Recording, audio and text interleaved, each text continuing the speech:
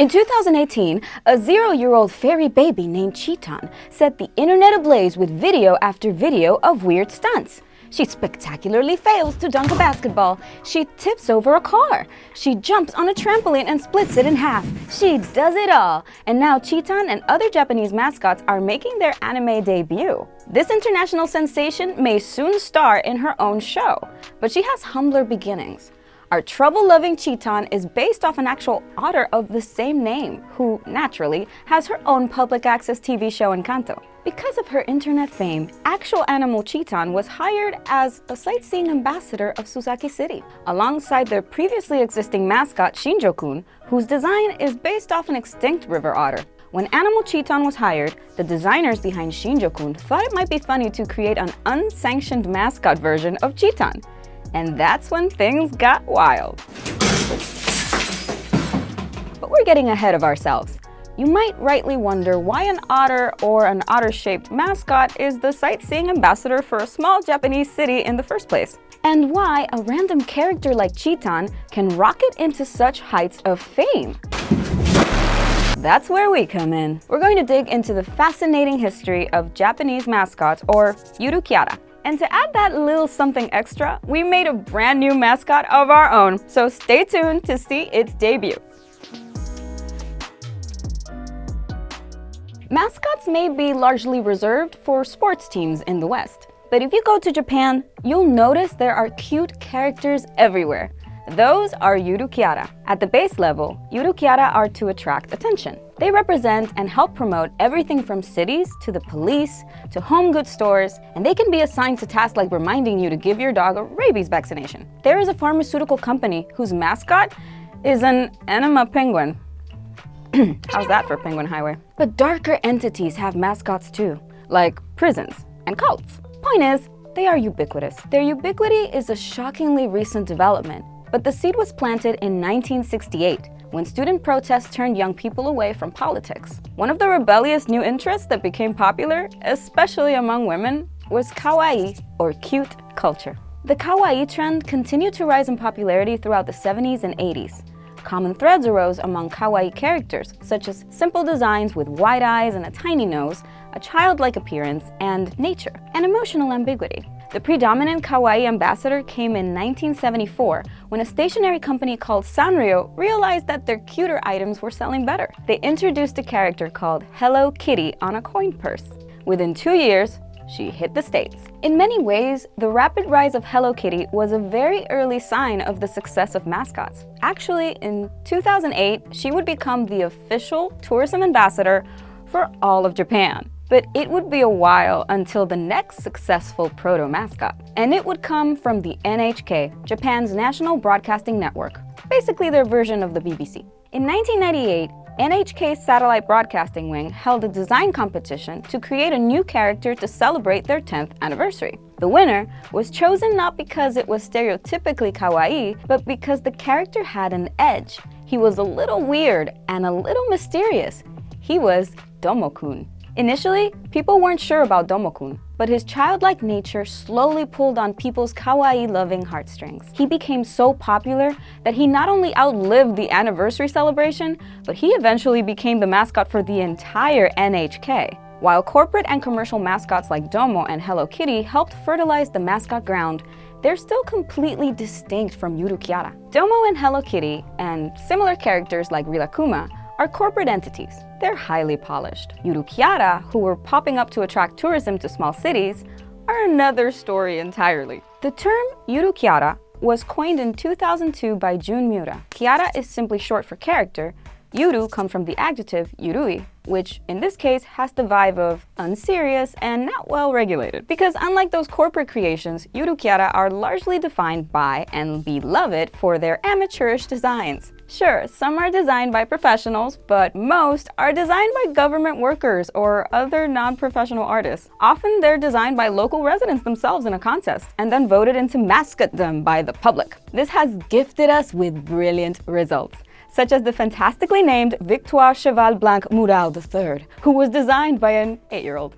I really hope I got that pronunciation right. Or it can totally backfire in a true troll fashion, and all of a sudden your local mascot is a really weird piece of sushi named Sushi Hoki. Sushi Haki. Some Yurukiara twist the kawaii trend more purposefully in order to stick out from the pack, using blends like Kimo Kawaii or Gross Cute to their advantage. Take the infamous Melon Kuma, the official mascot of Yubari City in Hokkaido. Melon Kuma is terrifying. Melon Kuma runs around attacking other mascots. You do not forget Melon Kuma. So there's an air of naivete both around the character and around its creation, which is why you get so many bizarre ones, or ironic ones, or ones based on weird puns that don't translate to English. Yet there's typically a method to this madness. Yurukiara often take the form of some famous feature or produce of their hometown or business. For example, Melon Kuma is from a city that is, obviously enough, famous for bears and melons. Or take Narita's Unari-kun, who's half airplane, half eel. Not coincidentally, Narita has Japan's biggest airport. The city also has a strong cultural history with the freshwater eel. There's an eel festival, and it's a treasured part of local cuisine. Or you could be a real estate agency and make your Yurukiara a wrestler with the floor plan of a studio apartment for a face. But Yurukiara are more than just symbols. Many, especially Gotochi Kiara, or regional characters, are imbued with super endearing personalities. Unari-kun was born on November 21st, landed on Earth at Narita Airport, and his favorite things include Narita's children, sweet potatoes, and seasonal flowers. Local pride is a huge part of Kiara. Many have pointed out that Japan was particularly primed for this wide, insanely diverse cast of Yurukiara because of the country's ancient practice of Shinto. The rituals and spirits of Shinto are deeply and proudly local. You won't necessarily find the same kami in the next town over, and you certainly won't find the same Yurukiara. And so Miura came up with 3 rules for Yurukiara. It has to send a strong message of love for one's hometown, it has to show us bizarre or unique features, and its laid-back attitude has to be loved by everyone. Now let me just make sure our mascot meets all of those qualifications. Appreciates its hometown? Yep. This baby is a dual citizen of the internet and New York, check. Bizarre or unique features? Yeah, I think that counts. And loved by everyone? Well, that's up to you. I sure hope you love our mascot as much as we do. But back to Miura. Miura came up with these rules before the real Yurukiara explosion, back when their number was merely in the hundreds. And then there was Hikonian. Hikonian was unveiled in 2007 to celebrate the 400th anniversary of Hikone Castle. He's the first major exception to the amateur rule. A professional artist was paid 1 million yen, about $9,000, to design him. But Hikone made that money back quick. Flocks of tourists descended upon the castle, not to revel in history, but to get a selfie with Hikonian. Hikonian fever was high. He generated about 1.7 billion yen within a year, and half in souvenirs alone. Yurukiara were always a method for local governments to attract attention, but Hikonian showed exactly how much attention they could get. Naturally, other cities wanted to replicate that success and get that sweet, sweet money. So did government agencies and businesses, large and small. So the Kiara population began to multiply rapidly. Plus, Hikonian's popularity forced major mainstream Japanese media outlets to talk about Yurukiara. Previously, since mascots were largely used to promote smaller cities with smaller budgets, governments relied on grassroots methods like, the internet to the world. But now, mascots were a national thing. Throughout this boom, the craving for naive, amateurish Yurukiara stayed strong. For example, when Sento-kun was unveiled in 2008 to celebrate the 1300th anniversary of Nara, residents rebelled. Sento-kun was weird and kinda offensive, and worst of all, not cute. So they created an alternate mascot, Manto-kun. Mascot war ensued. Sorry, gotta fix my hair for this. It's about to get wild. Sento-kun was created by a fine arts professor. Manto-kun was simpler and objectively cuter and better. But somehow, the man won, and Sento-kun still has his post. By the way, notice that all these names end in kun, chan, tan, yan, etc. These are all name suffixes that work just like the more ubiquitous san, except all these suffixes have a childish, cutesy, or babyish vibe to them. A key part of kawaii is the childlike nature of the character, after all. Anyway, in 2010, the king of Yurukiara made his debut. Kumamon was introduced to allure tourists to Kumamoto Prefecture after a new bullet train was constructed. Then, Kumamoto pulled off an ingenious publicity stunt. Kumamon left this post to go AWOL in Osaka to urge people to take the train. And so it begins. Numtats must love this. Kumamon's antics didn't stop there. He's gone bungee jumping. He's played basketball with the pros. He recently became a bona fide YouTuber. Hit us up for a collab. Rather brilliantly, Kumamoto's governor waived the royalty fee on Kumamon, which means anyone can use him as long as they use services or products from the prefecture. Which means Kumamon's everywhere. Like, everywhere. Kumamon is considered not only a treasure of his prefecture, but a beloved national treasure. His infectious cuteness quickly spread to neighboring countries like China and Korea too. BTS are his fans. The quick ramp up in the number of Yurukiara could only mean one thing. By 2010, it was time to initiate an annual Yurukiara Grand Prix. The winner of the Prix is chosen by popular vote, and the winner is the prestigious reigning champ for a year. Most contenders are Gotochi Kiara, and competitions include sumo wrestling. Naturally, Hikonian won the first ever Grand Prix, which only had 169 applicants, and Kumamon won the second. But within 5 years, the Grand Prix exploded and had a whopping 1,727 applicants.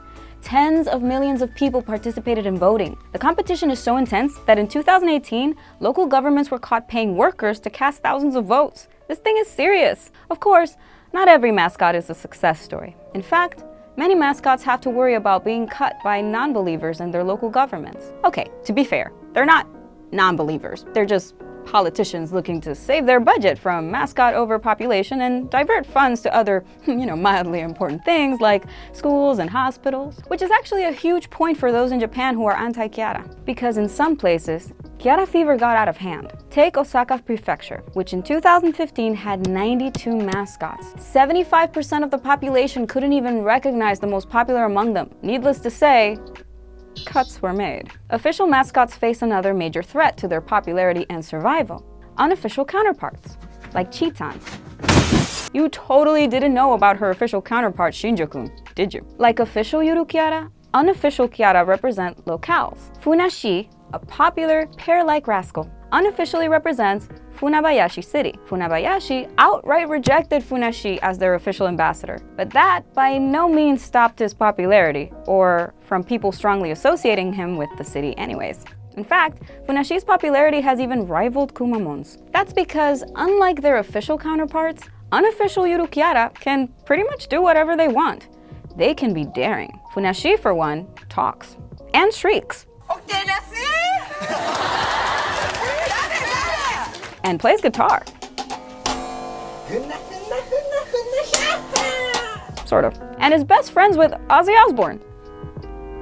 Makes sense. This also means unofficial mascots don't have to have an inoffensive, chill attitude or play it safe. Something both Funashi and Chiitan completely disregard to the delight of their hundreds of thousands of fans. Which is why official locales stay away from them. Chiitan's reckless behavior, especially a stint with pole dancing, encouraged over 100 people from around Japan to call Susaki City and complain. So Susaki City, very unfairly, fired the actual otter Chiitan to try to distance themselves from its mascot, which of course, completely backfired. Because all the internet heard was Chiitan got fired, and everyone naturally assumed they meant the mascot. So mascot Chiitan's popularity didn't suffer at all.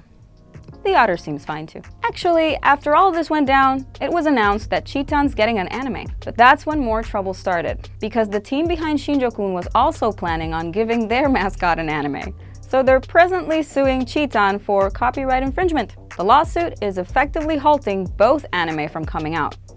For now, at least. Welcome to the cutthroat world of mascots. Funashi, meanwhile, not only got an anime as early as 2015, but has his own music festival and leads an all-mascot heavy metal band, Kiara Mel, that's selling out stadiums across Japan. Get it? Kiara Mel. Other members of Kiara Mel include the 2018 Grand Prix winner Kaparu on bass, and Nyango Star, who went viral for shredding on the drums at what appears to be a children's concert.